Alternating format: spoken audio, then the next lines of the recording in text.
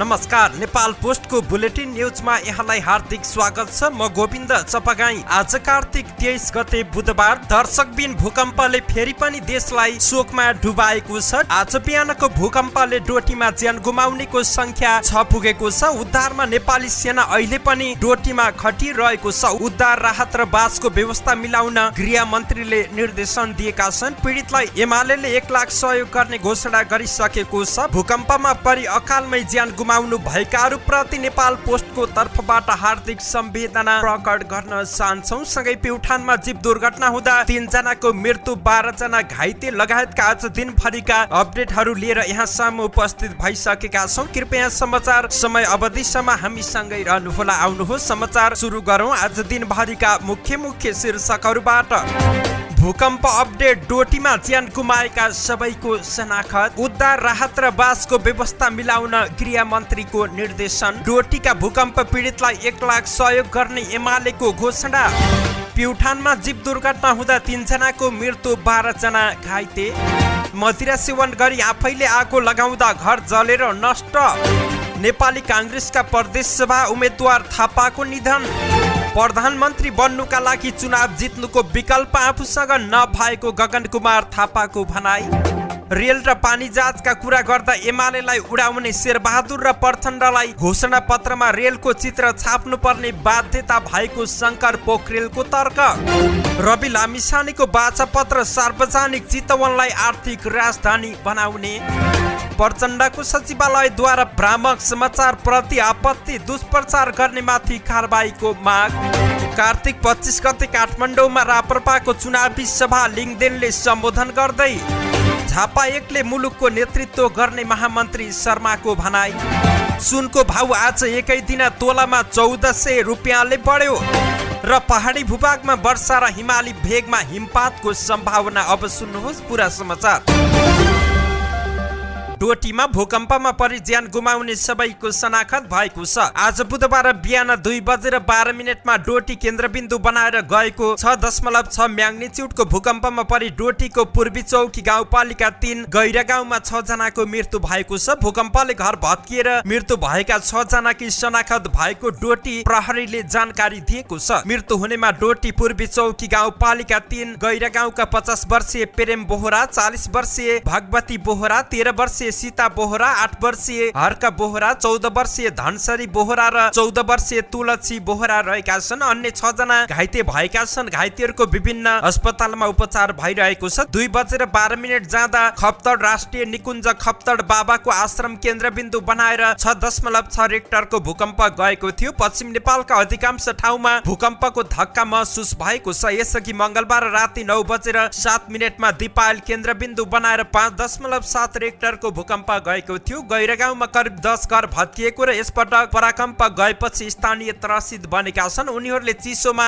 खुल्ला आकाश मुनि नै रात बिताएका छन्। भूकम्पमा परेकाको उद्धारमा अहिले नेपाली सेना खटिएको छ। नेपाली सेनाले घाइतेको उद्धार गरिरहेको छ। गृह मन्त्री बालकृष्ण खानले डोटीको भूकम्पमा परि घाइते भएकाहरूको यथाशीघ्र उपचारको व्यवस्था गर्न र घर भत्किएकाहरूलाई बासको व्यवस्था मिलाउन गृह प्रशासनलाई निर्देशन दिएका छन्। उनले घाइतेको उपचारका लागि हेलिकप्टरको व्यवस्था गर्नुपर्ने भएमा पनि तत्काल गर्न गृह प्रशासनलाई भनेका छन्। गृह सचिव विनोद प्रकाश सिंह, मन्त्रालयका सुरक्षा समन्वय महाशाखा प्रमुख सहसचिव फणीन्द्र मणि पोखरेल र विपद महाशाखा तथा सुरक्षा निकायलाई तत्काल घाइतेको उद्धार तथा उपचारको प्रभावकारी व्यवस्था गर्न मन्त्री खाँडले निर्देशन दिएको उनको सचिवालयले जानकारी दिएको छ। यसैगरी नेकपा एमाले डोटीले भूकम्प पीडितको राहत तथा उद्धारका लागि जिल्ला व्यवस्थापन समितिलाई 1 लाख रुपियाँ सहयोग गर्ने घोषणा गरेको छ। एमाले जिल्ला अध्यक्ष चक्र मल्लले सहयोगको घोषणा गरेका हुन्। आज बुधबार बिहान भूकम्पका कारण धनजनको क्षति भएको क्षेत्र पूर्वी चौकी गाउँपालिका 3 ठाडा गाउँ पुगेर पीडितहरूलाई भेटेका मल्लले भूकम्प पीडितहरूको उद्धार र राहतमा सहयोग पुगोस् भनेर उक्त रकम दिने निर्णय गरेको जानकारी दिएका छन्। मल्लले उक्त रकम जिल्ला विपद व्यवस्थापन समितिलाई तत्कालै उपलब्ध गराउने बताएका छन्।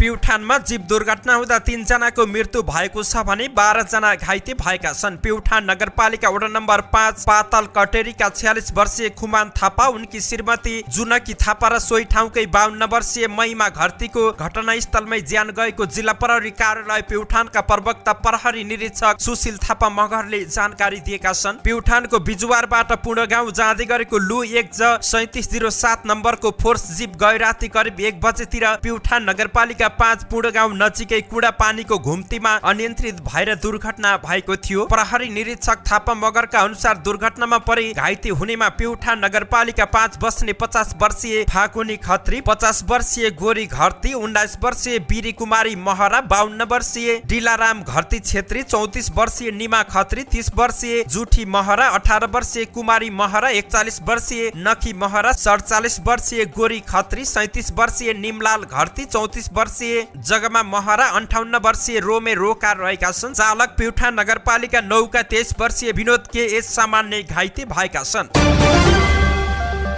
मकवानपुरको रागसिराङ गाउँपालिका 8 निगुराङमा मदिरा सेवन गरी आफैले आगो लगाउँदा घर जलेर पूर्ण रूपमा नष्ट भएको छ। विशाल चेपाङको खरले छाएको काठ, ढुङ्गा र माटोले बनेको एक तले कच्ची घरमा बुवा कृष्ण बहादुर प्रजाले मदिरा सेवन गरी मंगलबार साँझ आगो लगाएका थिए। आगलागीबाट घरमा रहेको अन्नपात्र, लत्ता कपडा समेत जलेर पूर्ण नष्ट भएको छ। स्थानीयको सहयोगमा आगो नियन्त्रणमा लिइसकेको प्रहरीले जानकारी दिएको छ।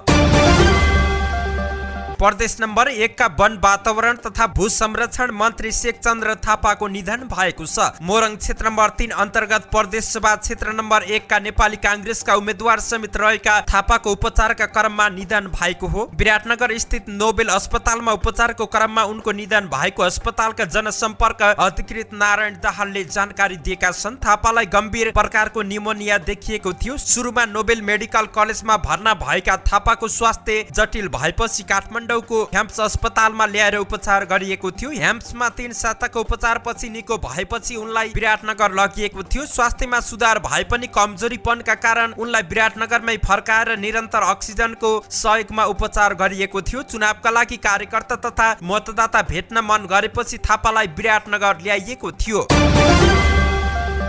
नेपाली कांग्रेसका महामन्त्री गगन कुमार थापाले प्रधानमन्त्री बन्नका लागि संसदीय दलको नेता हुनुपर्ने भएकाले आउँदै गरेको प्रतिनिधि सभाको चुनावमा जित निकाल्नुको विकल्प नरहेको बताएका छन्। बुधबार काठमाडौँ निर्वाचन क्षेत्र नम्बर 4 मा घर दैलो कार्यक्रममा सहभागी बनेका महामन्त्री थापाले आसन्न निर्वाचन जितेर पार्टीबाट संसदीय दलको नेताका लागि भिड्ने बताएका छन्। उनले आफ्नो पहिलो लक्ष्य प्रतिनिधि सभा सदस्य र दोस्रो लक्ष्य भनेको पार्टीबाट संसदीय दलको नेतामा जितेर प्रधानमन्त्री भई देशको विकास गर्नु रहेको बताएका छन्। महामन्त्री थापाले हरेक चुनावमा आफूलाई जनता नै शक्ति हुन् भन्ने कुराले डर लाग्ने गरेको बताएका छन्। उनले यसअघिको चुनावमा धेरै स्थानमा उत्साह र शुभेच्छा देखिए पनि अहिले देशभरका विभिन्न स्थानमा चुनाव प्रति आम मानिसको शुभेच्छा र उत्साह कम हुँदै गइरहेको बताएका छन्। उनले आफ्नो निर्वाचन क्षेत्रमा भने नेपालको राजनीतिक नेतृत्व परिवर्तनको निम्ति प्रयत्न गर्ने कुरामा आम नागरिकको साथ रहेको र त्यसलाई आफूले पूरा गर्ने प्रतिबद्धता जनाएका छन्।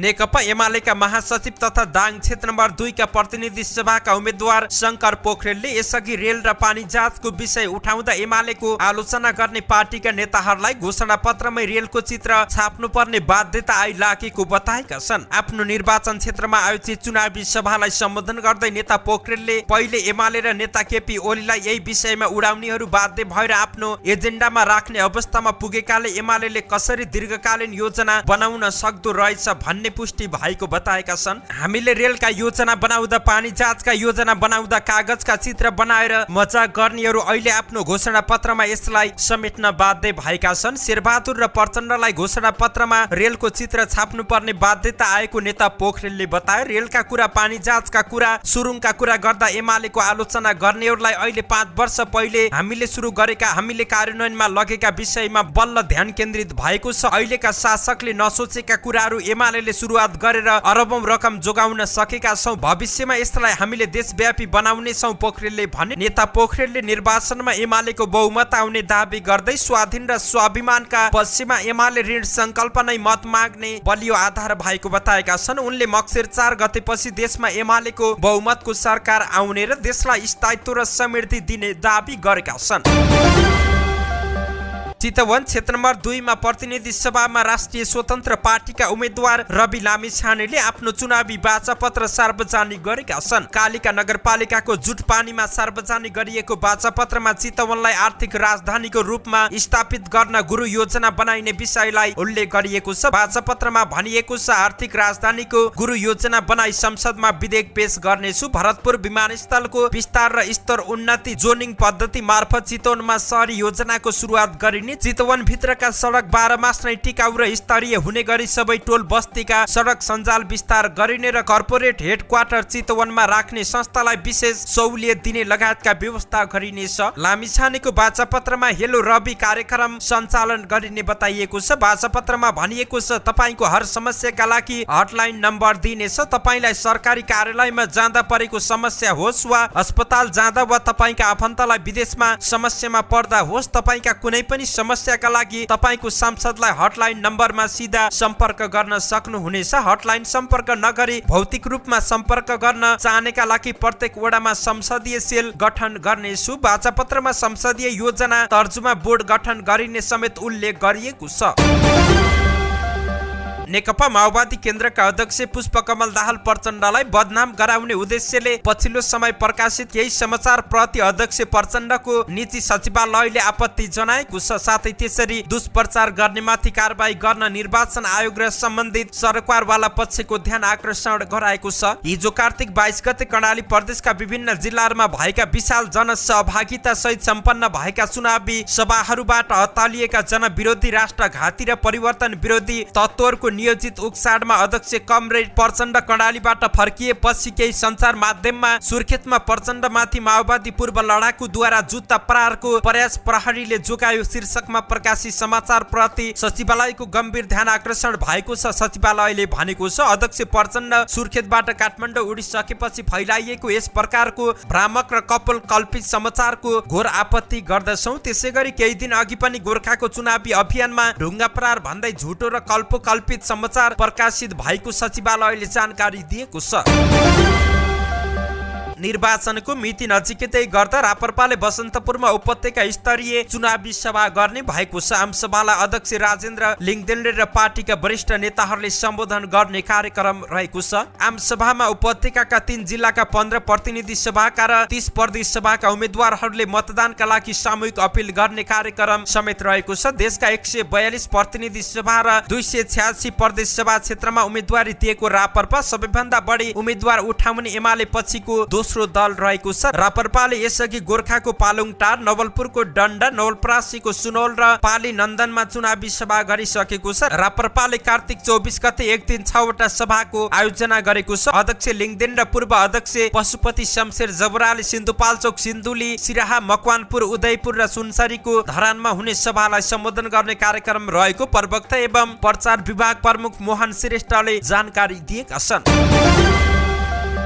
नेपाली कांग्रेसका महामन्त्री विश्वप्रकाश शर्माले झापा क्षेत्र नम्बर 1 ले मुलुकको नेतृत्व गर्ने बताएका छन्। झापा क्षेत्र नम्बर 1 का प्रतिनिधि सभा सदस्य पदका उम्मेद्वार रहेका उनले चुनावी अभियानका क्रममा मेचीनगर 6 नवप्रवेशी कार्यकर्तालाई स्वागत गर्दै यस्तो बताएका छन्। सो कार्यक्रममा विभिन्न पार्टी परित्याग गरी 50 जना कांग्रेसमा प्रवेश गरेका थिए। मुलुकको नेतृत्व झापा क्षेत्र नम्बर 1 ले गर्छ उनले भने। त्यसका लागि गठबन्धनका उम्मेद्वारलाई विजयी गराउन म अपील गर्न चाहन्छु। चुनावी अभियानका क्रममा नेता कार्यकर्तालाई स्वागत गर्न पाउँदा गठबन्धनलाई थप ऊर्जासँगै सफलता मिलेको उनले लेखेका छन्।